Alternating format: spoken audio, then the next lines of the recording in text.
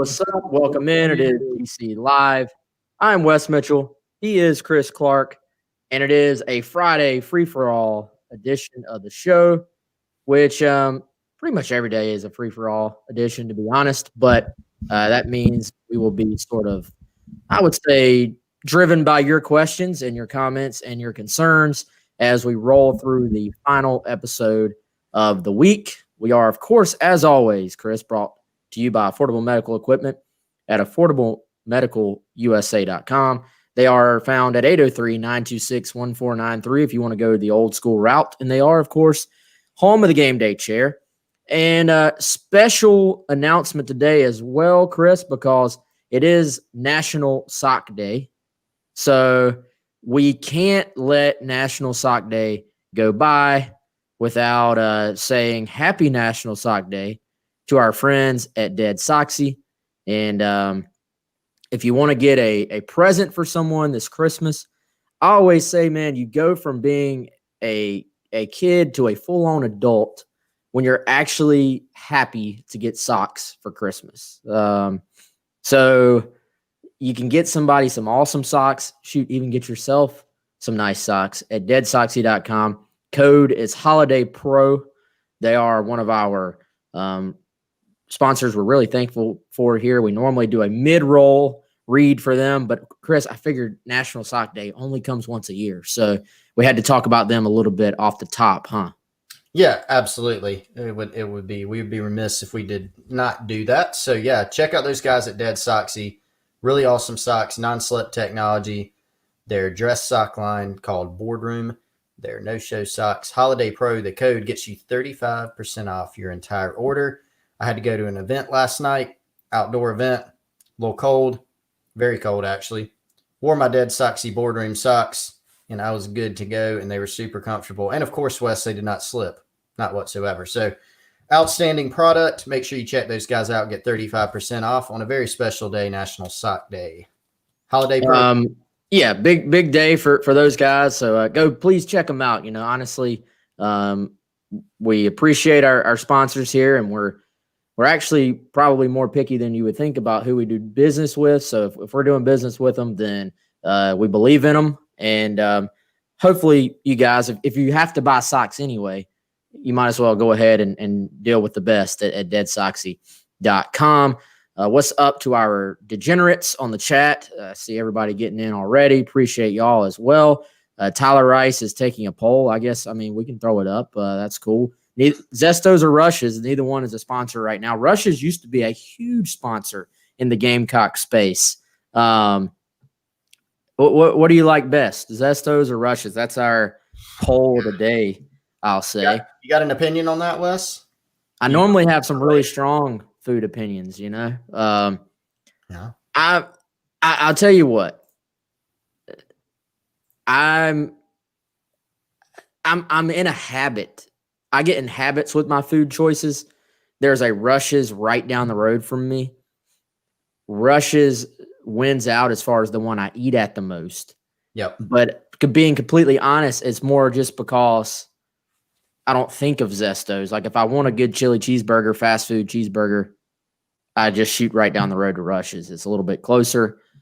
I don't have a huge opinion one way or the other because I haven't been to Zestos in forever. Now, if either one of them wants to get on board, you know, with GC Live here, then I'll go eat there quite a bit, to be honest with you. What about you, man?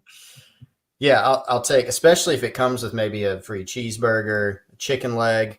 At both places, just phenomenal. That's where I go because with it, I'm with you on like the experience factor. Zesto, I just don't get to as much. I'm not as close to it. So I have much more experience with Rushes, but I have been to Zesto several times, and it is also outstanding. Let's not talk about food too much, or people start yelling at us like the other day. Yeah, people, I don't know, man. Most people like to talk about food, I thought, especially local food battles. I mean, we still haven't had our sit down of Groucho's versus Andy's that we're going to have to do at some point. So let's see. Both are excellent. Chavis says, but Rushes over Zesto. That I wonder if that one is as contentious of a battle as some of the other ones. Mm. Like I think people have strong opinions about the pizza in Columbia. And dude, me personally, I don't hate any of the pizza in Columbia. I really, honestly, depending on my mood, I'm at all the pizza places in Columbia for the most part. I really, really like. So this, and I've even heard people say there's not a great pizza place in Columbia. Well, I feel like there's a lot of great pizza places in the Columbia area, and I like them all. So anyway, let's get to football. A little bit of newsy type stuff over the last day or so. The first one we'll hit on off the bat, Micaiah Scott, freshman defensive tackle, who I frankly go back and forth between calling Macias and Micaias, but he is in the transfer portal. That part is official. That part is a fact. I do think, Chris, worth pointing out, we're in a little bit different times right now. And when we sort of, the way the transfer portal is at this point, we sort of have to, if a guy's in the portal, it has to be reported because it's going to be reported elsewhere anyway. Yep. There's national guys that basically just look at the portal every single day, I think, and it's going to get put out. So factually, he is in the transfer portal. We have reported that on Gamecock Central. Other people have reported that as well. Now, the South Carolina staff under Will Muschamp had sort of taken an approach of if you're in the portal, that means you're out. Yep. So it's kind of, if a guy was in the portal, that meant we could pretty much rule out, unless there was a weird circumstance, that he was going to be gone, or at least was planning to be gone. I think with a coaching changeover, no new coach official, the weirdness of 2020, if Scott talks to the new coach this offseason and says, look, I actually really like it in Columbia, I want to come back. I don't think this one maybe is quite as just locked in as maybe most of them would be. Do you think that is fair to say? I do. Yeah, just based on some things we heard even before this move was made. And, the transfer portal, you're right. The way that South Carolina, at least previously under Muschamp, handled it is if you go in, then you're out of the program. You're not going to jump in and jump out just to become like a free agent. But it is different in this regard because of the coaching search and because in this time of transition, what you can do, because I think Scott's still enrolled in school, all those different things. So he could very well come back. It's sort of speculation to say what he's going to do right now, but the transfer portal gives you a way and an avenue to officially and legally speak with other schools, right? So if, Georgia Tech or whoever wants to start talking to Scott now, then that gives you that avenue to go ahead and do that. And now I would imagine whoever comes in here is going to have that conversation with him. From what we understand, Wes, it's a guy that at least the previous staff thought had a chance to be a good player. He was a young player, but had a chance to eventually be good, a big guy who moved pretty well. And I would think he's someone that they're going to take a look at keeping. Now, what will happen, we don't really know. But the portal, I think, is what we're trying to get across here is in this particular situation, the portal entry is not necessarily indicative of this guy's definitely gone. This guy's definitely off the team. Just like when Scott opted out after the season, it did not mean that he was definitely, opting out of the team forever. It was just sort of a here's where things are right now situation. Yep. So that'll be certainly something to keep an eye on as we head into the off season. And frankly, man, I mean, all the guys on the current team, we're going to sort of have to do some checking. I think once the season is over and once things move forward, once a new staff is in place, that would be something we're tracking quite a bit as far as what is the approach from all these guys as far as their individual decisions on what they want to do. The other news, and by the way, like you said, man, Scott's a guy they really liked. I was trying to see what he was listed as weight-wise as far as South Carolina's official roster, because, frankly, he's a bigger guy. out of high school. And I believe, man, South Carolina, that to me, they need some bigger guys. If you look at sort of the future of this roster, one of the needs that I think is going to be important for them, they've signed some really good defensive linemen. Don't get me wrong. They've recruited actually really well at those spots on paper. But I think they miss a true interior, like nose guard, like one technique type player. So whether it's Scott coming back and sort of, progressing, I guess, or going and just getting somebody, I think that's sort of a big need for the next staff that maybe is a little bit overlooked by all the obvious, like the receiver need and stuff like that. So that the only way your linebackers are ever going to be good, especially against the run, is if you have guys up front who can keep the opponent from getting their offensive linemen up to your linebackers, basically. So to me, that's a huge need for South Carolina, and probably a topic for another day where we'll go deeper into it, but certainly something to keep an eye on. The other big sort of team type news would be, and we thought it was heading this way, Chris, but Shi Smith, all accords are that he will be playing on Saturday. Bobo updated his status on Thursday night call-in show last night at Backstreets. By the way, if you want to talk food, Backstreets, great place to grab a meal in Columbia now. Fairly new place, great spot to go. Take your girlfriend or your wife. But Chris, I think maybe people create a whole new appreciation for Shi Smith and Shi Smith's career, and certainly Shi Smith's senior year, because there was always sort of a but attached to Shi Smith. Like, yeah, he's pretty good, but he hasn't been Debo. He hasn't been Brian Edwards. And with all the sort of extra things surrounding 2020, the fact that Shi has finished this thing out, wants to go compete another time with his teammates.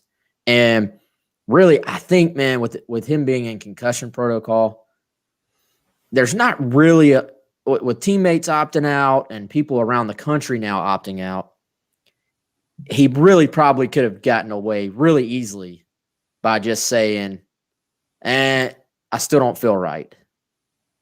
And nobody probably even bats an eye because it's a concussion deal, Mm-hmm. He very clearly wants to compete, wants to go out there at least one more time with his teammates. And I think as far as how people will remember Shi Smith's career has probably changed a little bit for the positive, based on how this year has gone. Yeah, I think he's a guy that's going to probably he might end up being undervalued because the team did not win this year. But I think people who, have a good handle sort of on history and a good handle on Gamecock football in general are probably going to look back in 10 years, 20 years, whatever, and remember that Shi Smith did some really good things here. And so there are a lot of butts, like you said, attached to it. And one of them, quite frankly, was just going into this year, we didn't know what would happen on the field necessarily, but can Shi Smith be the number one receiver, become more consistent? He did all those things. And you know what? He did them under really difficult circumstances, because one of the biggest questions of this offseason was, will South Carolina get Shi Smith some help at receiver? So he's not just the number one guy, but the only guy. By and large, that didn't really happen. He was the guy, and he still went out and got his every game, and he made some big plays for this team. Then you look at the fact that, the coach just gets dismissed, some teammates opt out. You look at the fact that he's, been in concussion protocol. Like you said, he's still out there last game. This is a guy that's made himself money this year, so that's another layer to it.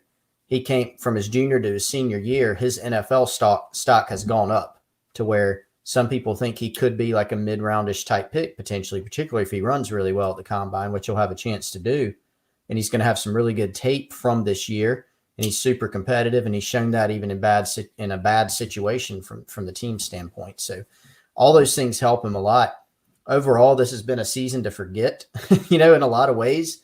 but there's some not little, but there's some individual things that people are going to remember. One of them being how Shy played. And another, I think, the potential of Kevin Harris to hit 1,000 yards if he does it, even if he doesn't, the season that he has. Yeah, and the thing about Shy, I think I'll be curious to see what he does run at the combine. I hope he goes to the combine because I'd love to see what the official number is. Man, I remember watching Shy. You'll remember this too. Watching Shy that week when it seemed like this was back when South Carolina. So when South Carolina first started under Muschamp, there was not this big limit on how many camp days you could have. Right now, it's 10 days in the summer. Do you remember the first couple of off seasons? Muschamp had like 26 camps. I think 26 camp days during the summer. Yep. And Chris and I liked to brag about the fact that Gamecock Central had at least one of us, usually most of us, or usually both of us. Sorry, former English teacher. Out there for every single one. Yes. But I remember Shy came out there. It seemed like there was 1 week where he just came out there every day. And he could not be covered in camp. And I remember thinking, this dude is going to be a beast at South Carolina. And, and to his credit, he has played from the second he got on campus. It started out, with him as sort of the third receiver, has worked his way up. Now he's the guy. It's been fun to watch him grow. It's been fun to watch him mature under Bobo as well. One of the comments on here, one of our listeners, was that Mike Bobo has been good for Shy Smith. I tend to agree with that. I think it sort of changed his mindset a little bit. And I think you look, and I disagree with this comment from Periscope that Shy struggles to get open and is very inconsistent. He's had some drops over his career. Now, you remember his freshman year, he didn't have a single drop the entire year, I don't think. So I really think Shy not only will be someone that can work his way into being a nice draft pick, Chris, I think he could stick at the NFL as well. It's all going to be about where he ends up. Is there a quarterback that can get you the football? But guys like him, even if he's like a third receiver, slot receiver type, as long as he can stay healthy, he has a skill set that should stick at that level, I think. Yeah, he does. He's going to run well. He's very athletic. He's shown playmaking ability. He can probably go help an NFL team on special teams, as a gunner, maybe even as a return guy. Wes, the thing I remember about that camp is, you got to remember, it was evident that Shy was going to be good, but a lot of the kids that are at those camps, the majority of them, you could say, are not going to be, SEC caliber players. So Shy was just absolutely, you consider that he was absolutely toasting those type of players. But remember, he got bored and lined up at corner some, and you would always make fun of me because I wanted to make Shy into a corner. Well, you wanted to make everybody into a corner. Yeah, you always said that. But, anybody of Shy's size who can run and move like that, I'm always intrigued by as a corner, and I still think he could play it. There was I think he played at Miami, Sam Shields. Remember, he played for Washington a while back, but he was at Miami. He was a college wideout, and I think transitioned to the NFL level as a DB. Like, he got to the NFL, and they're like, we're going to play at DB, and he was outstanding. But anyway, I think Shy will play receiver. So you haven't given up on that? I'm not giving up hope. Maybe one day I want Shy to go play in the NFL for a few years and then get bored and be like, I'm going to go play corner. Well, I remember thinking much like, God, I wish I could remember the story. Was it Tanner McAvoy? Basically there was like a joke.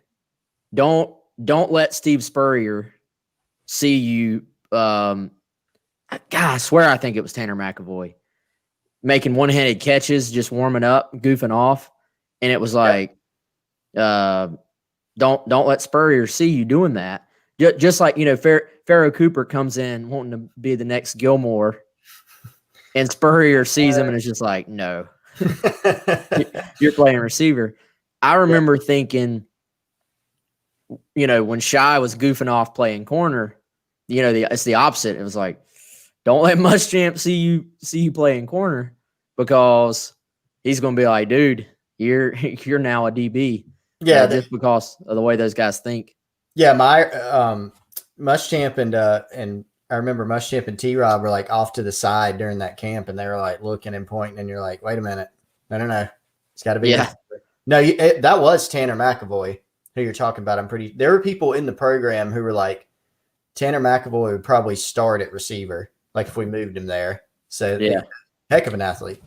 Yeah, no doubt. And then he ended up going and played some receiver in the NFL, or played safety. He played somewhere in the NFL for a minute. I don't think he's there anymore, but I think with Seattle. But anyway, all right. So I do want to address something in the comments here, Chris, right. from USC Gamecock fan, who I wish would give us a little more. Give us your name, man. That's like the most vague username ever. But he has been going on and on here about how we, Chris, have not talked about people other than Shane Beamer, which, first of all, not completely true. We have talked about other candidates. Maybe you missed it, but I will say this: what we talk about and who we talk about is completely driven by the information. So it's not that he said it's not fair that we're not talking about other people. First of all, nobody cares who we're talking about or not talking about. They're not making a hire based on who Chris and Wes blab about on YouTube. But there's a reason that we talk about certain people as much as we do. And I think we need to make that clear, because it's not just playing favorites. It's not picking a name out of a hat.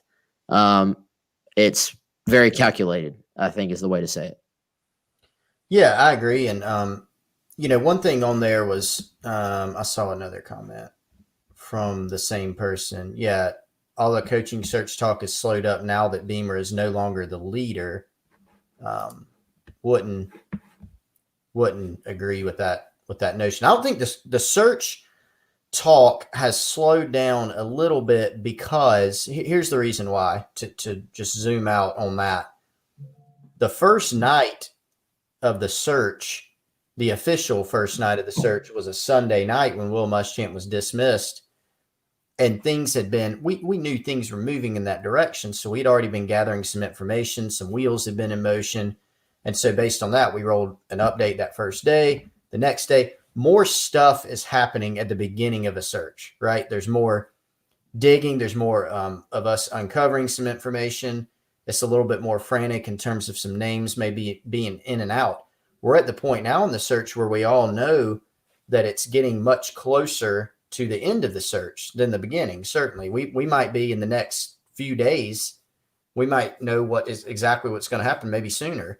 And so it's not as frantic with information coming in and out. There's only a few guys that are legitimately even in the thing right now, and so that's why, in terms of having maybe a daily update or 2 or 3 times a day, you may not see that on our site, because we're trying just to take sort of a measured approach of when there's new information, we'll definitely pass it on, but I think there have been there's some assumptions being made about positioning of certain guys that aren't quite accurate, just based on what we hear. But just to clarify that, the coaching search information, it doesn't really have to do with a certain candidate as far as like the amount or the frequency of it. It's just sort of where we're at in the process.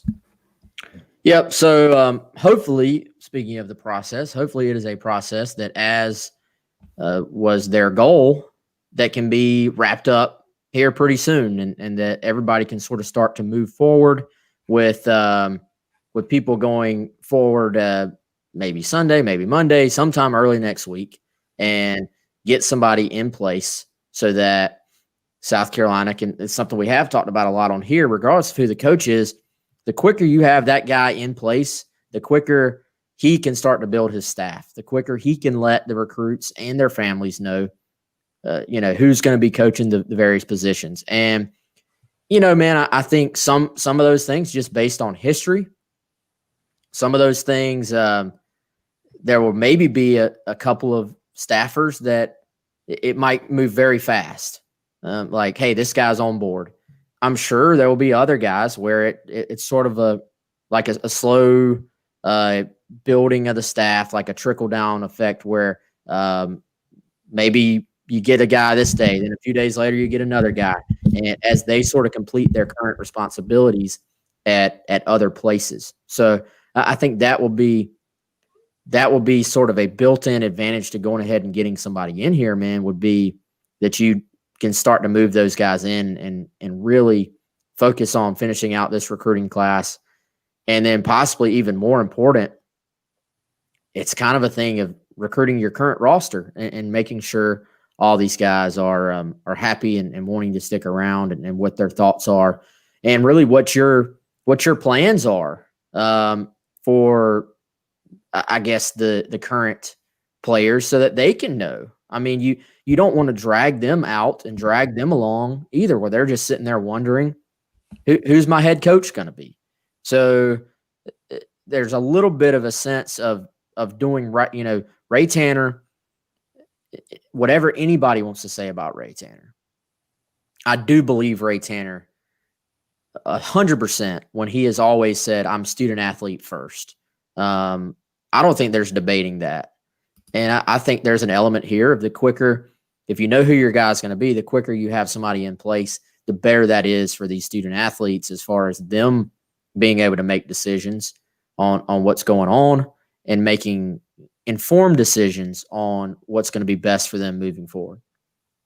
Yeah, sure thing. And that's a huge part of it. Your current team, the recruiting part of it's a huge component. But the current team, I mean, it's for the future of the program in multiple ways. You want to make sure you stabilize things, but you also want to make sure that, like you said, Wes, you're doing right by the kids. So they've got to go through the process, which we're getting close to the end of that. But you go through the process, you complete it. The number one thing is obviously trying to find the best candidate, whoever they think the best candidate is, and then you see if it works out. But you pick the guy that you think is going to be best to lead the program. That's number one.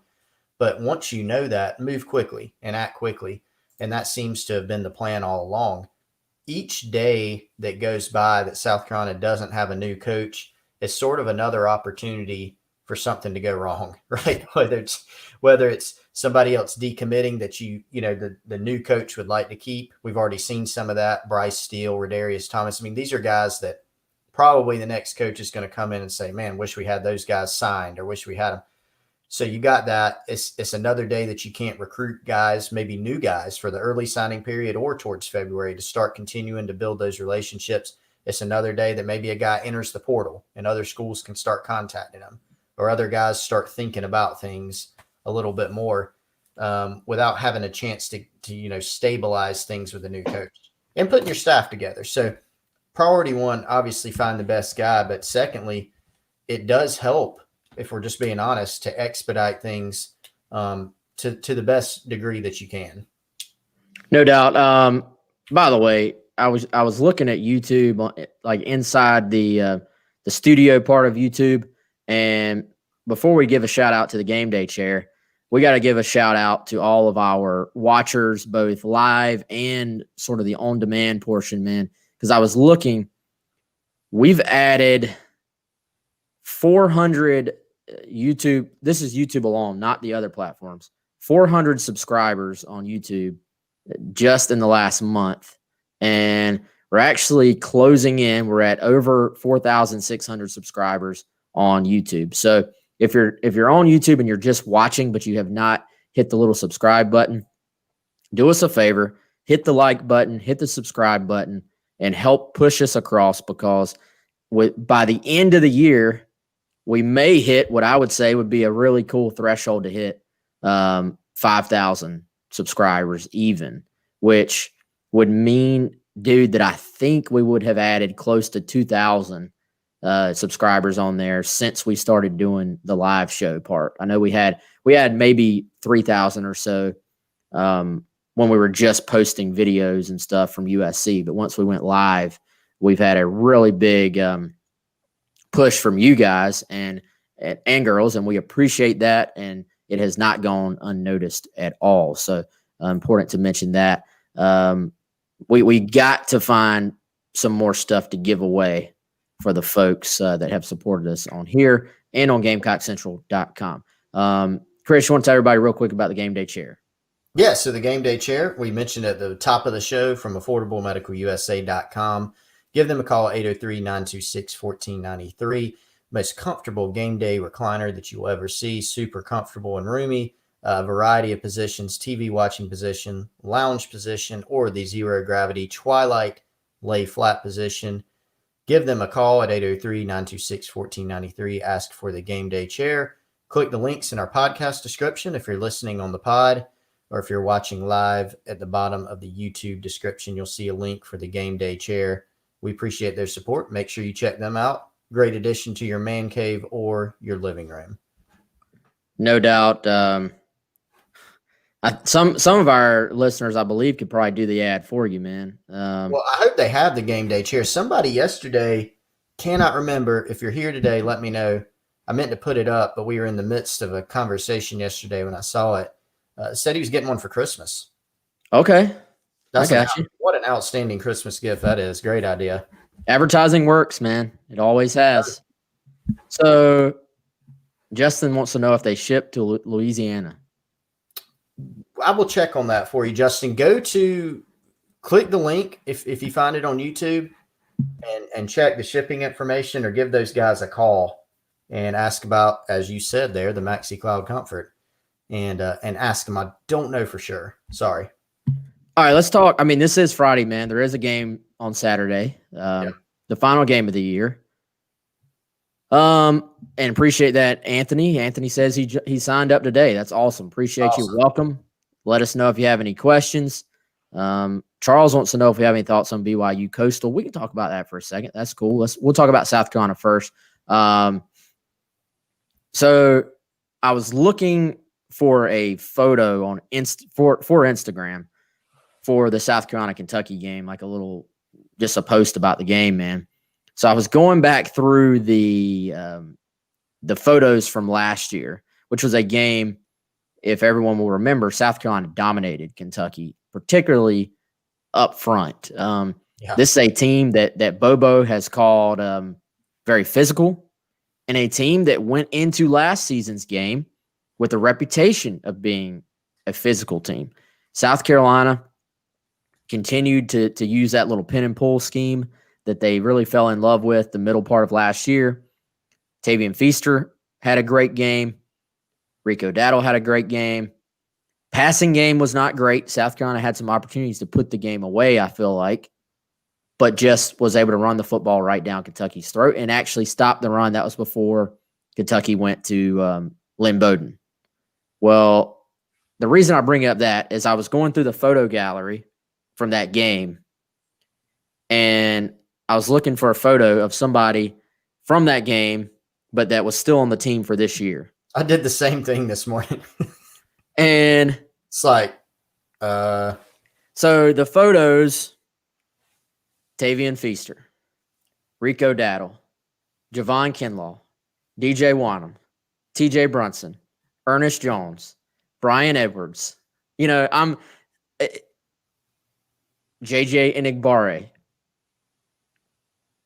The people in that game, because I'm sitting here, so I'm looking, dude. For one, shout out to our buddy Michael Beckham, who is talking in the chat right now. When was the last time South Carolina was a double-digit underdog at Kentucky? Because that when I first saw that line, it sort of blew my mind. I was like, as rough as things are at South Carolina right now, I never thought South Carolina would be a double-digit dog to Kentucky until I really started, because I was like, man, South Carolina destroyed Kentucky last year. It wasn't really even as close as the score. And then when I started looking at it, though, I'm like, none of these guys are playing in the football game tomorrow.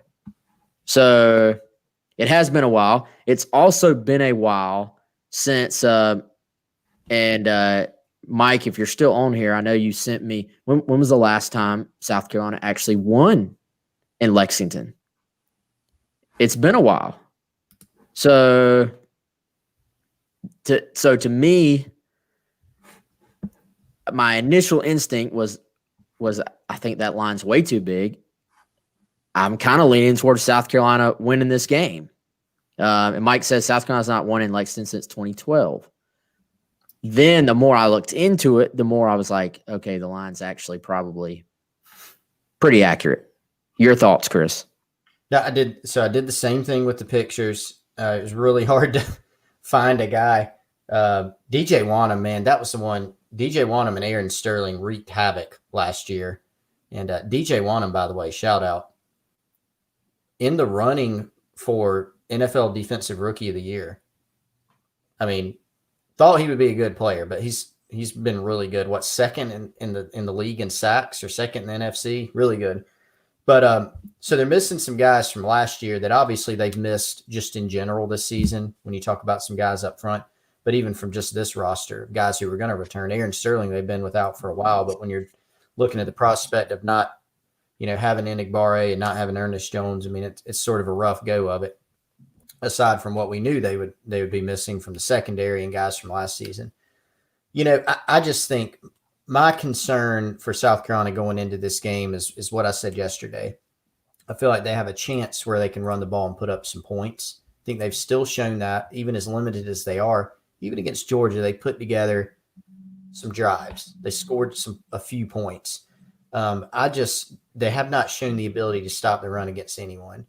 And Kentucky's offensive line and their running game and a mobile quarterback in Terry Wilson, they've not been very good offensively either. Remember, Justin Rowland from Cats Illustrated yesterday described it as broken offensively.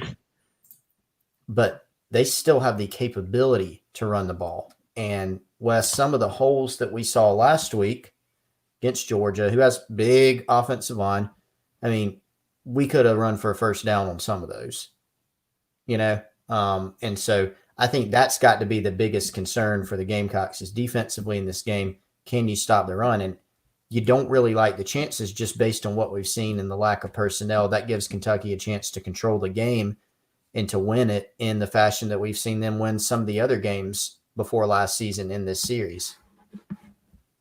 Yeah, and it'll be interesting, man, because I think I have an idea of how the game will play out, but I also think which of these teams, on paper, Kentucky probably should be the big favorite. What does a Luke Doty with, I think when you have guys who run around like Doty does, guys who sort of create plays out of nothing sometimes, you get Shi Smith back, it gets a little bit more unpredictable than maybe it does otherwise. And I think turnovers are going to be huge in this game, because I think it's another one where you look at South Carolina is going to need a turnover or two advantage in that department, more than likely to win the game. Because, dude, you mentioned the holes that Georgia was able to create. I mean, it doesn't matter how fast or slow URI's 40-yard dashes were a couple of years ago. I think anybody could have run through some of the holes Georgia created. And not that Kentucky's offensive line is quite Georgia, but at the same time, if you look at their Pro Football Focus stuff, their offensive side, most of the highest graded guys on their offense are on the offensive line. And that's an area they've done very well, not only recruiting, but developing, and have been able to run the football against teams despite, as you said, what Justin Rowland called a broken passing game. If you can still run the football with a, quote, broken passing game, that says something about your ability up front, I think, man. Yeah, that has been the strength of this of the Kentucky offense. Have they ever been incredible? No. Certainly they've taken a step back this season, but that's the group that has the most experience, the most talent. It's a big group. They have some capable backs, and they're big enough and they're athletic enough that they can get some movement on you. Now, last year they did not, and they didn't protect the passer. They didn't run the ball well enough, but that was with a Gamecock defensive line that had all those guys that we talked about. I mean, the top four that we just mentioned, Ken Lawwanam not on the roster, Inibari and Sterling not playing, even though they're on the team, not available. So, and then missing Ernest Jones, obviously, and a bunch of other factors. So, yeah, I mean, that all could play into Kentucky's hand. Now, maybe South Carolina puts together a much better performance. Kentucky doesn't play well. Turnovers, like you said, Wes, I think are going to be significant. You got to get off the field on third down if you get some opportunities. Those are all going to be really critical in this game. So, one thing, big picture, I think we need to hit on, Chris, that we haven't really talked about, I don't think much on the show, is that, yes, this could be South Carolina's last football game of the year, but maybe not. There is, I think the accurate way to say it is that there has been some increased chatter that South Carolina could play in a bowl game this year. And obviously the players were asked about it. The players that were asked said, look, we want to go play. If it's available, go play. The SEC has added another bowl tie-in because this year is just different and weird, and we know that. Bowl games are getting eliminated or canceled or having no fans, but also bowls are changing around their affiliations for 1 year only. And Lockheed Martin Armed Forces Bowl will now feature the Pac-12 versus the SEC. It was announced, I think this came out yesterday. So you're going to have, Chris, a ton of SEC slots available. They've done away with the sort of you have to win 6 games thing that normally exists. Logistically, it could be very, very weird as far as having a coaching turnover and who even coaches the team and how do you even do it.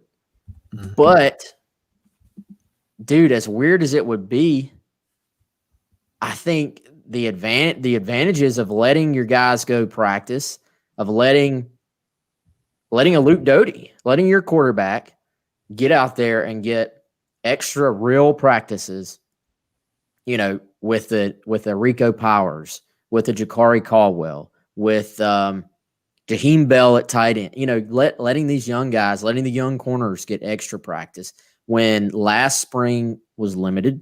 We don't know what this spring will specifically look like.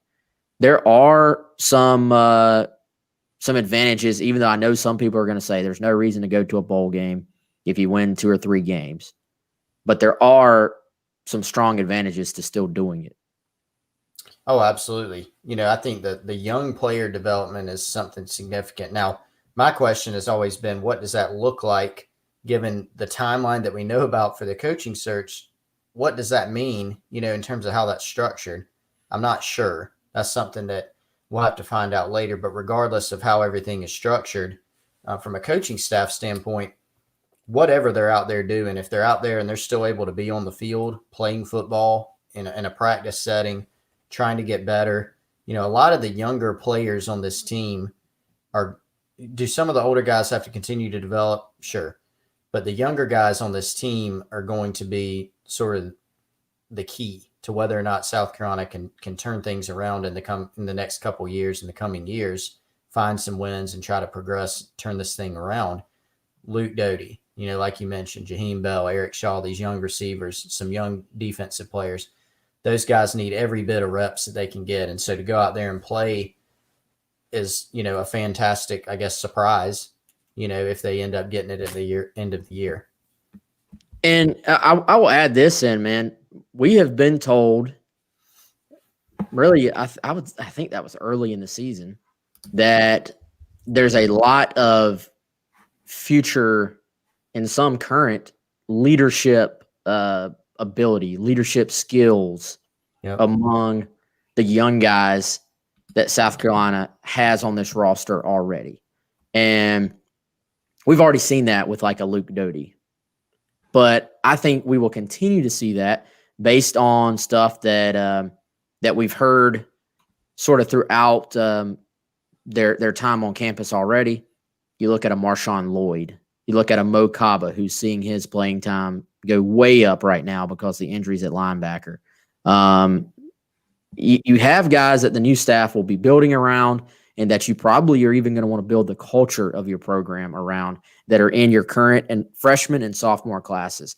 I think it will be key to keep those classes for the most part intact because as much as things did go south for Muschamp and company on the field, the freshman class, the group from 2020 is actually still a very talented group. On paper, probably the best class, and maybe in reality, the best class that they signed at South Carolina. The current sophomore class has some really talented guys and maybe is more talented than we thought with the emergence of Kevin Harris, who was probably South Carolina's most consistent, best player this season. So the new coach has there are holes in this roster. Not saying there's not, but they have some ability to build around with that freshman and sophomore class. So as you said, you're getting extra reps in practice basically for all those guys. Yeah, and the leadership thing that you alluded to, I think, is critical. You obviously have to be a talented team, but some of these guys like Luke and like Marshawn, your Alex Huntley types, these are the guys that have potential, team captain, future leader type stuff. And they've already shown that early, even some guys that we haven't seen a lot of so far in year one. We've seen some flash their talent, or we've heard good things about some, and then some we know have really made an impression early on. And so that's what you want. If you're looking for a turnaround of some of your younger guys or some of your best guys in terms of locker room and creating culture, that's exactly what you want. And then you have to go continue recruiting more and more of them so that everybody can fall in line. I mentioned that the other day with Steve Spurrier. He's consistently credited, Stephon Gilmore and that 2009 class with coming in and sort of changing some of those things. Was there some talent on the roster already? Sure. But once the younger guys started setting the tone, then everything started falling into place from that standpoint. No doubt. By the way, there was a comment on here that somebody said they heard Ryan Helinski is in the transfer portal. I can tell you that he is not in the transfer portal at this time. I will say, Chris, this is interesting. I don't know if this is even public out there yet or not, but former Gamecock target Matthew Hill at Auburn. You remember him, man? We went and interviewed him together in person in Georgia, in the Lawrenceville, Georgia area, I believe. And someone that was playing, I think, Chris, he had moved to DB for Auburn, but was a really good receiver in high school. Complete speculation. Maybe a guy to keep an eye on for South Carolina, looking for some future players. That guy, I always really liked him out of high school. I think he was a 4-star kid. Yeah, couple things with him. Number one, high school coach at Brookwood in Georgia, former Gamecock offensive lineman Phillip Jones. So one tie. And then also, I do remember Matthew Hill had a family member during the recruiting process that really liked South Carolina. Now, was that tied more to staff or what? I'm not sure, but probably a guy to keep an eye on because we know South Carolina is going to have to hit the portal, right? So, I mean, that totally makes sense. All right, so we did have a request to talk a little bit about Coastal versus BYU. So first of all, I think it's pretty awesome that both sides have just said, screw it, we'll play. I mean, and this whole some sides, some teams like to say anybody, anybody, anywhere, etc., but they don't always mean it. They don't always back that up. I think it's pretty awesome. I think it's great for Coastal. It's great for Conway and the whole like Myrtle Beach area. I think it's going to be a good game. I'm going to watch. I'm going to be intrigued. I think BYU, again, based on the odds makers, Chris, is the better football team. The odds makers normally know what they're talking about. But here's the thing, dude. Preparing for that Coastal offense on extremely short notice and then coming all the way across the country on extremely short notice, I think that matters. Now, is that already baked into the line, which I think is like at 10 points or so, something like that? Maybe so, but Yeah. it would not shock me at all if Coastal pulls the upset. Yeah, man, they're a tough team to prepare for, and they do a really good job with their defense. We talk about their offense a lot. Everybody does, and should, because it's good and it is very difficult to prepare for. It's unique, which is when you have a unique offense and it's executed well, and you have good skill guys and a very capable quarterback. That makes it really tough. But defensively, they do a nice job too, and obviously BYU is going to come into town with a high-powered offense too. I mean, they've done a fantastic job on that side of the ball. So really, I think Coastal and Liberty, when they were set to play, was a really compelling matchup, but it got replaced with one that's, I don't know, you could split hairs, but it may be equally as compelling, this game. So I'm going to be really fascinated to watch it tomorrow. No doubt. All right. So we got any final questions? I think I've hit about everything as far as my thoughts on the game, man, to be honest with you. I guess we can say shout out to all the high schools in this area that are competing for state championships this weekend. I may try to get over there for a couple of them. Dutch Fork looking for, I believe, their 19th straight championship, it feels like. They win every single year. Fairly local group with Camden trying to take home a title on Saturday. Obviously a local group with AC Flora. With Coach Dustin Curtis over there, and his quarterback's coach is Perry Orth, some other guys that are tied in with the Gamecocks on that staff, I believe, as well. So shout out to all the people competing for a state title.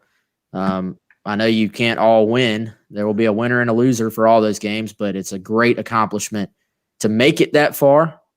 And I'm sure a night or day that you will never, ever, ever forget, regardless of how it turns out. So I am a little bit disappointed, Chris, as Fred points out here, that Marion and Abbeville had to get postponed due to COVID.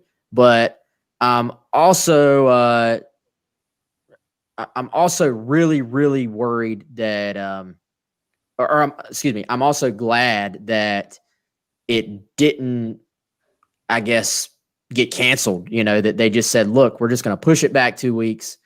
Both teams should still get to play, and that game will still happen, because I do want to get a look at Marion and checking out TJ Sanders, a Gamecocks commitment at this time.